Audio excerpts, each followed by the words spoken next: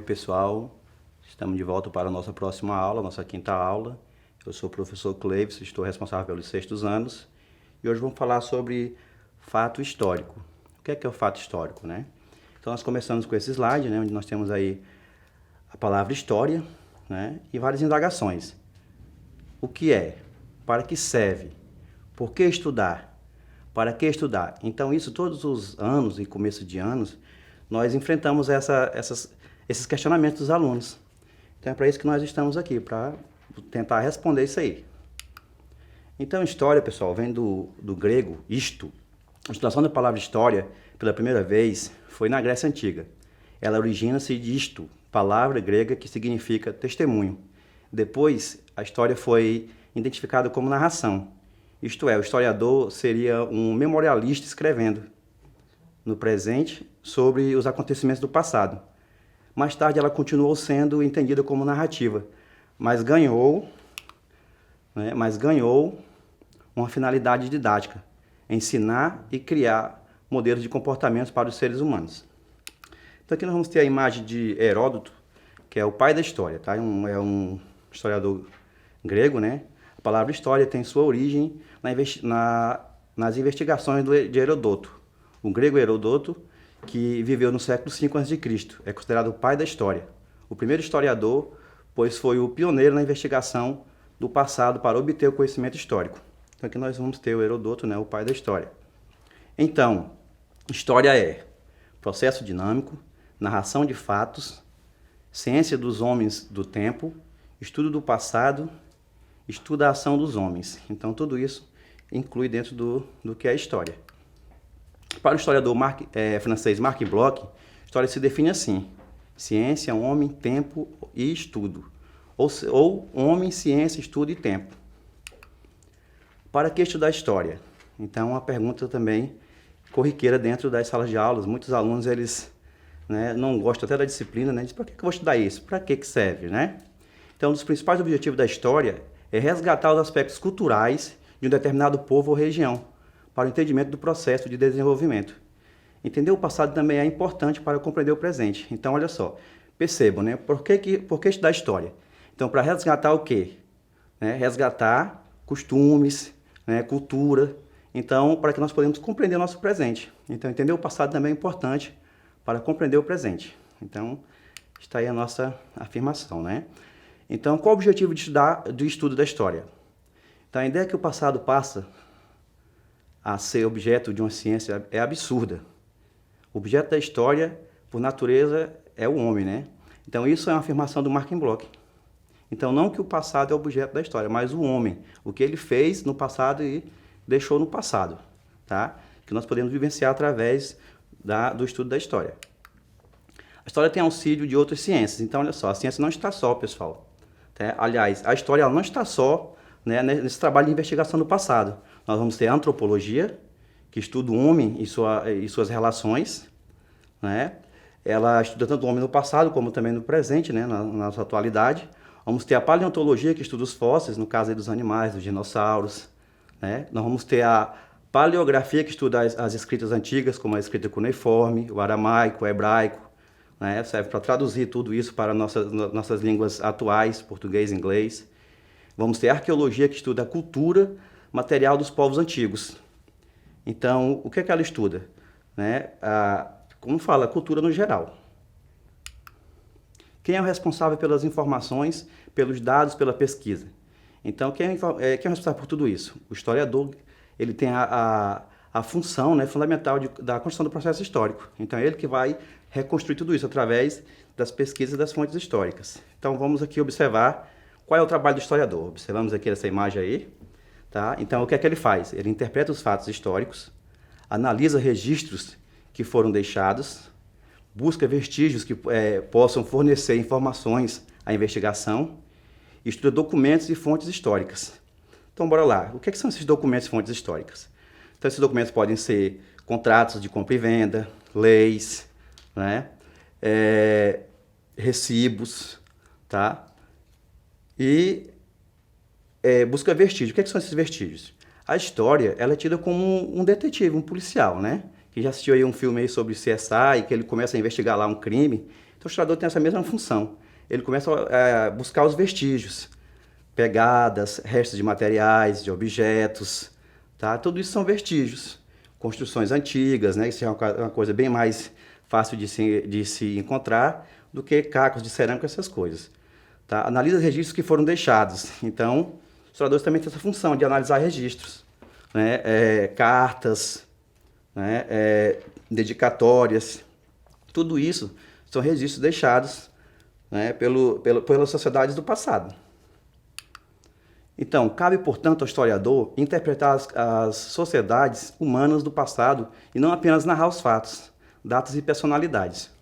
O trabalho do historiador é bastante instigante, pois lida com temas e assuntos relacionados a acontecimentos relacionados a acontecimentos que, em sua grande maioria, ocorreram muito tempo antes do nascimento dele, e sua função é interpretar os acontecimentos históricos. Então, observe bem a responsabilidade que tem o historiador, né?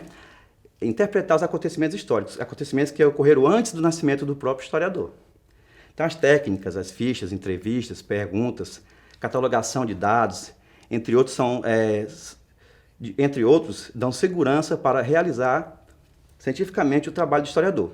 Os métodos são orientações seguidas por ele nas etapas da sua pesquisa e da sua investigação. Então, ele segue todo um método, né? Ele segue, né, os vestígios para que ele possa, né, concluir a sua pesquisa. Agora vamos falar aqui, pessoal, um pouquinho sobre fato histórico. Isso aqui é bastante comentado nas aulas de histórias, né? Então, o que é o fato histórico? O fato histórico é estudado através de vestígios e documentos. Os historiadores usam várias fontes de informações para construir a sucessão de processos históricos. Então, vamos analisar um pouquinho o que é o fato histórico. Por exemplo, vamos pegar a nossa atualidade, né? Nós estamos vivendo uma pandemia aí do vírus chamado Covid-19, né? Que surgiu lá na China. Então, isso é um fato histórico. Por que isso é um fato histórico? Porque daqui a 100, 200 anos, né, quem estiver vivo naquela época vai saber o que aconteceu nesse período. Tá? Então, algo que marcou a sociedade, não só marcou o Brasil, mas é um acontecimento internacional. Foi o mundo inteiro. Assim como aconteceu, né, com a gripe espanhola na década de 20. Também matou centenas de pessoas no mundo inteiro. Tá? As fontes históricas são documentos, registros, vestígios ou marcas da presença dos homens. Então, nós podemos ligar aí o que é a fonte histórica, o que é que ela tem a ver com os fatos históricos. Na realidade, as fontes históricas são elas que comprovam os fatos históricos. Como assim?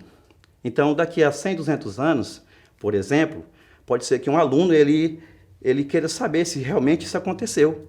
Então, como é que ele vai comprovar isso? Através das fontes históricas. Quais são as fontes históricas que nós temos agora? Então, está muito mais fácil agora porque nós temos fontes imagéticas, né?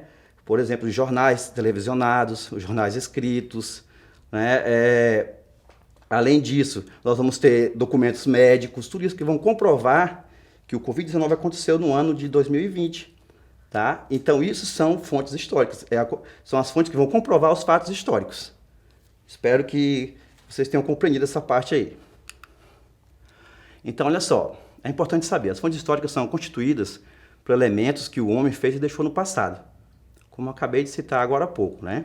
Então, tudo que o homem fez e deixou no passado, né, eles são o quê? Eles são, né, fontes históricas. Aí vamos ter exemplo de construções, as pirâmides, o Coliseu, tá?